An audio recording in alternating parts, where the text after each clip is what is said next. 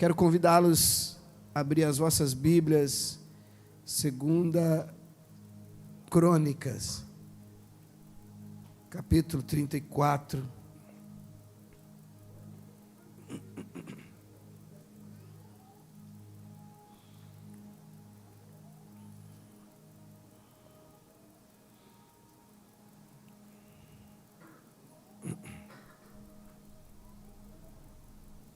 Verso 22.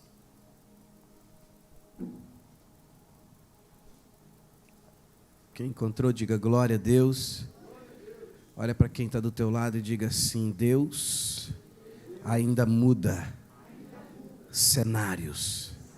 Deus ainda muda destinos. Glória a Deus. Verso 22. Diz assim a palavra do Senhor: e Ilquias. Então Ilquias e os enviados do rei foram ter com a profetisa Hulda. É a Hulda mesmo, aquela mulher de Salum, filho de Tocate, filho de Arás, guarda das vestimentas. E habitava ela em Jerusalém na segunda parte, e falaram-lhe a esse respeito. Verso 23, e ela lhes disse: assim diz o Senhor Deus de Israel: dizei ao homem que vos enviou a mim, assim diz o Senhor: eis que trarei mal sobre este lugar, e sobre os teus habitantes, a saber, todas as maldições que estão escritas no livro que se leu perante o rei de Judá. Porque me deixaram e queimaram incenso perante outros deuses, para me provocarem a ira com todas as obras das suas mãos. Portanto, meu furor se derramou sobre este lugar, e não se apagará. Verso 26. Porém, ao rei de Judá, que vos enviou a consultar ao Senhor, assim lhe direis: assim diz o Senhor Deus de Israel, quanto às palavras que ouviste.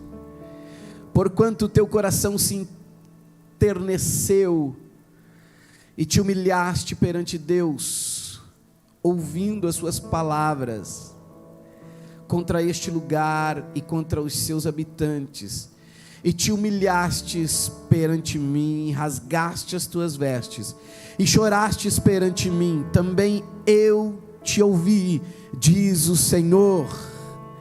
E eis que te reunirei aos teus pais, e tu serás recolhido ao teu sepulcro em paz, e os teus olhos não verão todo o mal que hei de trazer sobre este lugar, e sobre os seus habitantes, e tornarão com essa resposta ao rei.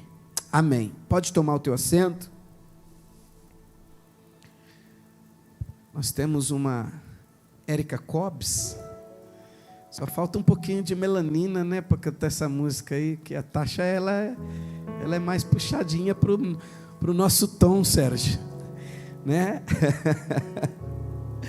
Glória a Deus, gente. Bom demais. Estava buscando a Deus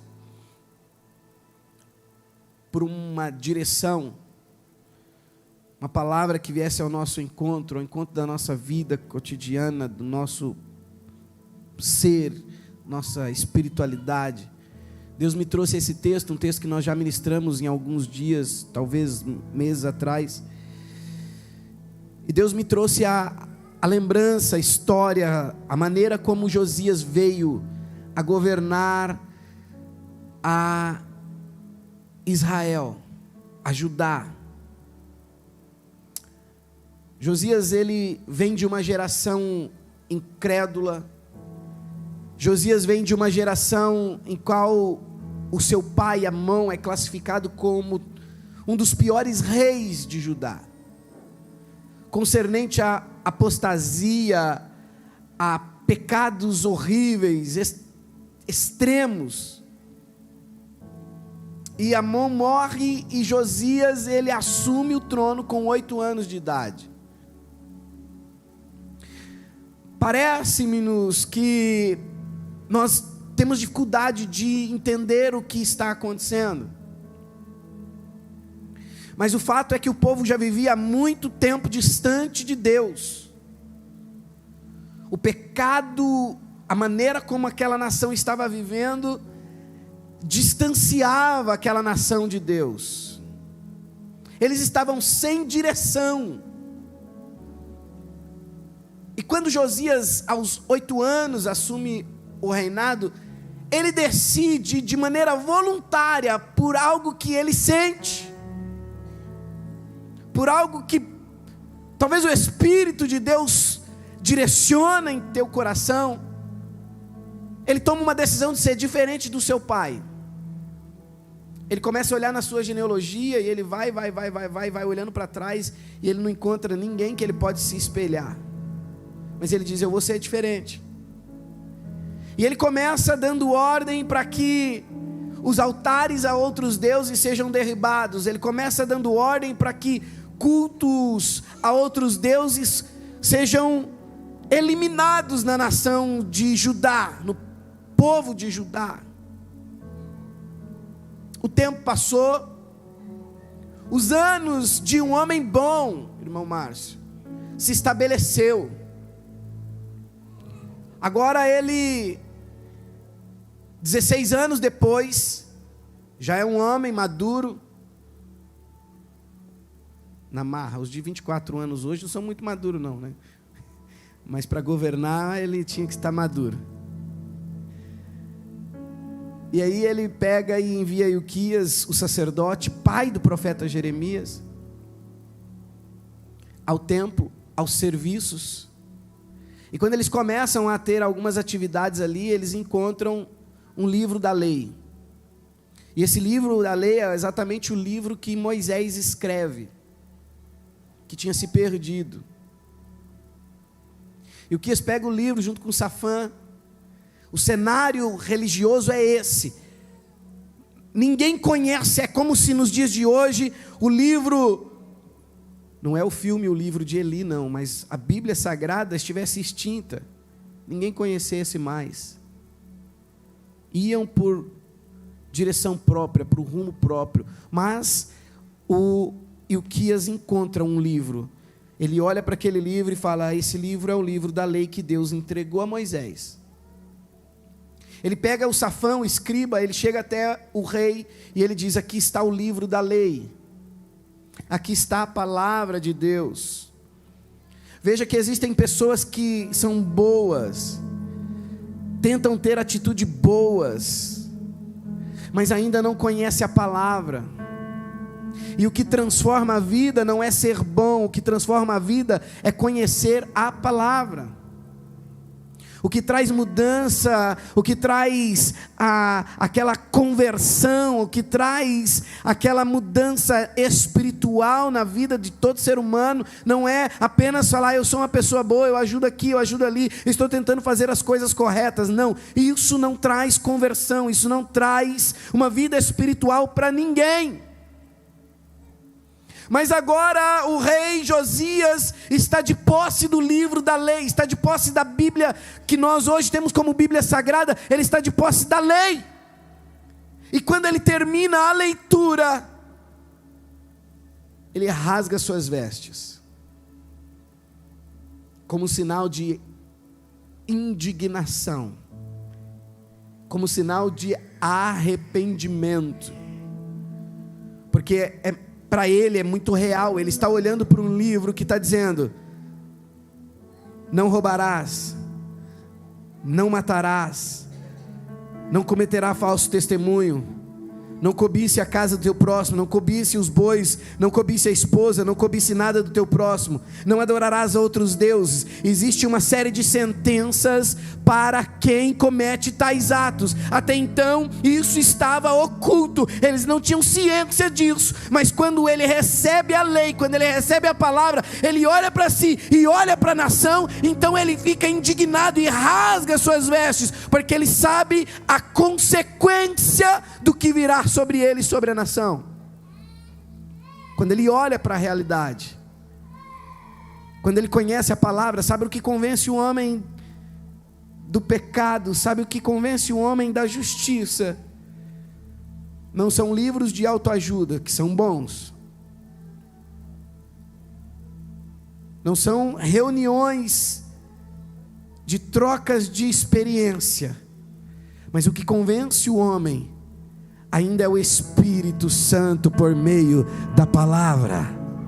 Então tem muita coisa na nossa vida que está cauterizado, porque está com ausência de palavra. Mas quando ele tem uma relação, uma experiência com a palavra de Deus, ele rasga suas vestes, e ao rasgar as suas vestes, ele se arrepende, e o seu coração está em lágrimas, o seu coração está em tristeza. Por quê? Porque ele sabe da consequência. Ele chama agora o sacerdote, ele chama agora o escriba e fala: vai buscar ao Senhor.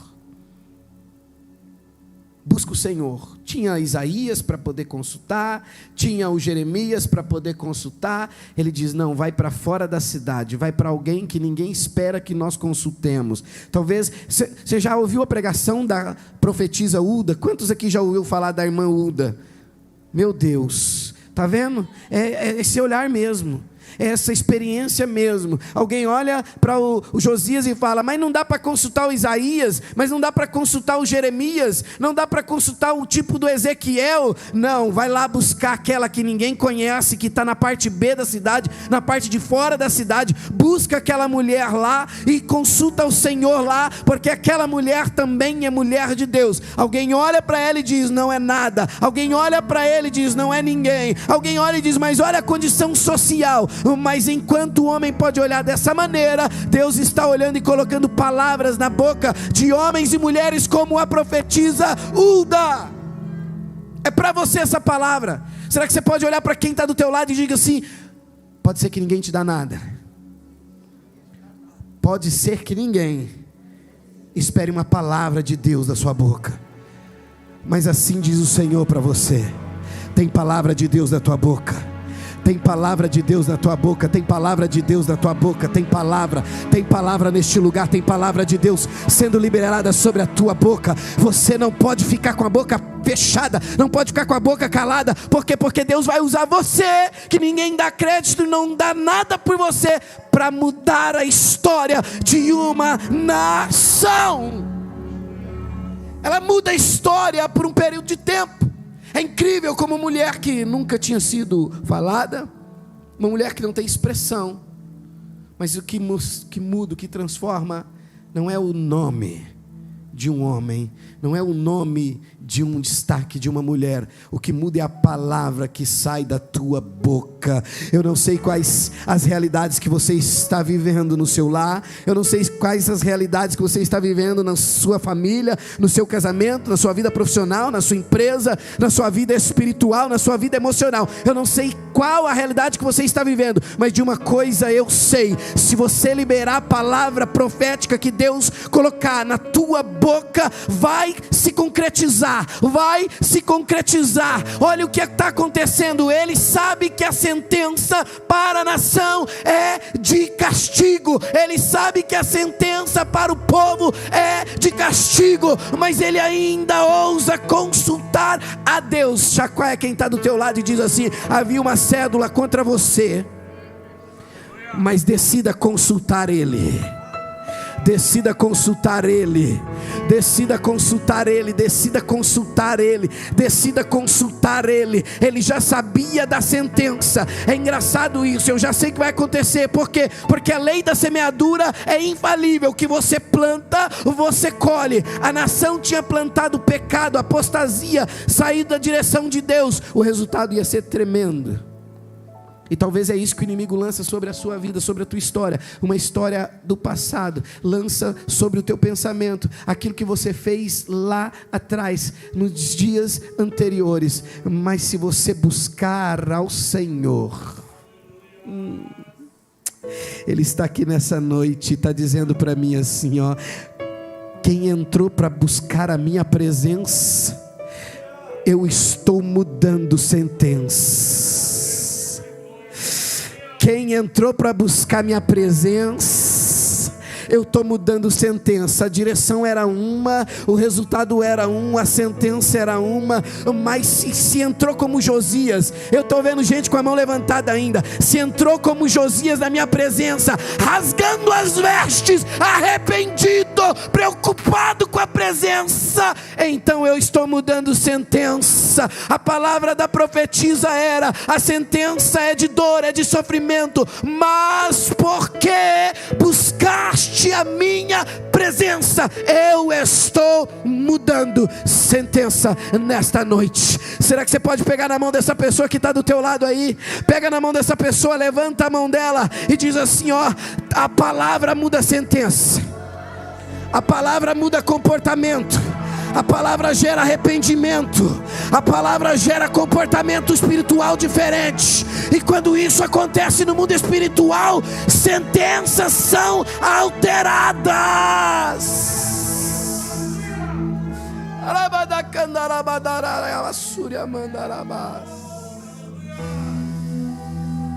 Oh, uma história está escrita, não tem como variar, sempre foi esse resultado. Mas ele decide rasgar as vestes, mas ele decide consultar ao Senhor.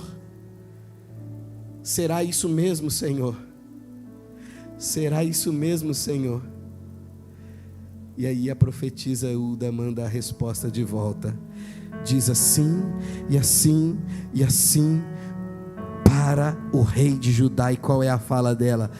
Você reinará em paz, vai governar em paz, vai ter paz nessa causa. Vai ter paz nessa causa. Será que tem crente entendendo essa palavra? Vai ter paz nessa causa, vai ter paz nessa causa, vai ter paz nessa causa. Mas a sentença, pastor, era de tribulação, era de morte, era de dor. Mas vai ter paz nessa causa, porque você decidiu entrar aqui e rasgar sua veste nessa noite, porque você decidiu aqui e buscar ao Senhor nessa noite, a entregar ao Senhor com integridade. Então deixa eu dizer algo para você: por causa dessa sua ação, Deus está mudando a sentença do amanhã na sua história. Será que você pode aplaudir a Jesus por isso? Oh, aleluia, aleluia. A Uda não é conhecida, a Uda não está entre profetas maiores e menores, mas ela mudou, através da palavra de Deus na sua boca, a direção de uma nação. Ninguém esperava que ela fosse liberar essa palavra profética. Quando ela libera essa palavra profética, que vem seguida de um arrependimento. Entenda isso: quando você se relaciona com a palavra, a primeira coisa que precisa acontecer na tua vida é arrependimento. Pastor, eu sou uma pessoa boa. Se arrependa. Pastor, eu sou uma pessoa excelente. Minha mãe fala. Se arrependa. Se arrependa. Se arrependa. Quando ela se arrepende, quando ele se arrepende, quando Josias se arrepende, rasga suas vestes. Agora ele vai buscar ao Senhor, ele vai para o ambiente profético, porque a sentença de realidade ele já sabe. Ele já sabe o que seria o destino. Nós sabemos qual é a lei da semeadura. Mas agora ele entra no campo profético. Ele sai da esfera do colher naturalmente aquilo que se plantou, e ele entra no ambiente profético. Aquilo que ele está lendo tem valor, e muito valor. Aquilo que ele está lendo faz tanto sentido que agora ele fala: eu não gostaria de viver essa sentença.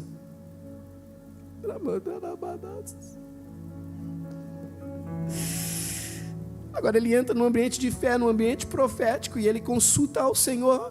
E agora essa mulher vai liberar uma palavra profética, e a palavra profética é: vai ter paz. E quando essa palavra chega até os ouvidos do rei, ele reúne todo o povo. É como quem diz: a graça chegou. Separa o cordeiro que a graça chegou. Separa o cordeiro que a graça chegou. Separa o cordeiro que a graça chegou. Separa o cordeiro que a graça chegou. Ele prepara um ambiente. Ele vai fazer a Páscoa que nunca foi feita antes. Ele vai preparar uma festa de Páscoa como nunca foi feito antes na história de Israel. Ele vai separar o cordeiro da Páscoa. Ele vai fazer uma festa de Páscoa. Vai seguir com uma festa dos pães ázimos por 7 dias. E na história de Israel, na história de Judá, nunca houve uma festa de Páscoa como aquela festa. E ele doou muitos e muitos, milhares de bois, de animais, de ovelhas para sacrifício, mas o cordeiro pascal era apenas um. E quando eles ofertaram aquele cordeiro pascal, Deus estabelece um reinado de paz sobre a vida de Josias. Deixa eu dizer algo para você, meu irmão, minha irmã que entrou aqui nessa noite. Como diz os pastores que aqui pregam, hoje é tiro rápido. Havia uma sentença contra a tua vida. Havia uma cédula contra você. Havia um destino para todos os pecadores. Mas agora pela graça, agora vem o cordeiro, agora que não é mais um cordeiro físico. Agora vem um cordeiro chamado Jesus Cristo. E ele vem para superar todas, inclusive a Páscoa de Josias. Ele vem para superar inclusive os sacrifícios que Josias ele fez. E ele agora, ele é o cordeiro, e agora é ele. Ele não precisa da uva, ele não precisa de nenhum outro. Ele mesmo é a palavra. E ele diz: conhecereis a palavra, a verdade, e a verdade vos libertará. Ele diz: eu sou o caminho, eu sou a verdade, eu sou a vida. Ninguém vai ao Pai se não for por mim. Não tem paz com o Pai se não for por Ele. E Ele se entrega na cruz do Calvário. E quando Ele está sendo entregue na cruz do Calvário, Ele dá um brado de vitória para a minha vida e para a tua vida. Ele dá um grito lá e Ele diz: eu estou mudando a sentença do David, eu estou mudando a sentença da Adriana, eu estou mudando a sentença da Simone, eu estou mudando a sentença do Leandro, eu estou mudando a sentença da Érica, eu estou mudando a sentença da Bia, eu estou mudando a sentença da Estefânia, eu estou mudando a sentença do Gustavo, eu estou mudando a sentença da Ágape. Sumaré. Ele dá um brado e ele grita: está consumado. Tetelestai. Está consumado. E o seu destino que era de destruição, o seu destino que era de morte, o seu destino que era de perdição, agora Ele através do seu arrependimento, que vem por meio da palavra, através da graça, através do amor, Ele diz: não tem mais uma cédula de morte contra você. Aquilo que te trazia tristeza, aquilo que te trazia dor, aquilo que te trazia sofrimento, aquelas enfermidades que te perseguia, eu carreguei tudo isso na cruz. As minhas enfermidades, as minhas dores, as tuas dores, Ele carregou sobre si, sobre Ele, sobre as suas pisaduras, as pisaduras de Jesus Cristo, nós fomos sarados. Você foi sarado, você foi sarada. E hoje Ele está liberando aqui nessa noite para pessoas que tinham dúvidas. E Ele está dizendo: filha, filho, eu tirei você das trevas, eu tirei você do lamaçal do pecado e trouxe para o reino da maravilhosa luz, o reino do Filho, o reino de Jesus Cristo. E você estava como escravo do pecado, escravo de uma situação. Eu estou dando a liberdade agora para você tomar a decisão de sair da escravidão e vir a ser meu filho, a ser minha filha. E Ele está liberando essa paz, Ele está liberando essa sentença mudada sobre a tua vida. Mas não tem como tomar posse disso se não for por meio da palavra, por meio do arrependimento e por meio da graça, do favor dEle. Porque a sentença já tinha sido estipulada: aquele que pecar vai morrer. Mas Ele muda a sentença e diz: aquele que crê em mim Ainda que esteja morto, viverá. Aquele que permanecer fiel até o fim, dar-lhe-ei a coroa da vida.